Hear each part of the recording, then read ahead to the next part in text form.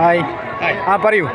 അമ്പലവയലിലെ ഒന്നയാർ പ്രദേശത്തെ 2 കിഡ്നി പേഷ്യൻറ്റിനെ സഹായിക്കുന്നതിന് വേണ്ടിയിട്ടാണ് ഞങ്ങൾ ഒരു ജനകീയ കമ്മിറ്റി രൂപീകരിക്കുകയും ഇവിടുത്തെ തദ്ദേശ സ്ഥാപനങ്ങളിലെ മെമ്പർമാരെയും അതേപോലെ തന്നെ ജില്ലാതല രാഷ്ട്രീയ നേതാക്കന്മാരെ ഉൾപ്പെടുത്തിക്കൊണ്ട് കമ്മിറ്റി രൂപീകരിക്കുകയും ചെയ്ത് 20 ലക്ഷം രൂപ ചെലവ് വരുന്ന ഒരു സർജറിക്ക് വേണ്ടിയാണ് ഇറങ്ങിത്തിരിച്ചിരിക്കുന്നത്.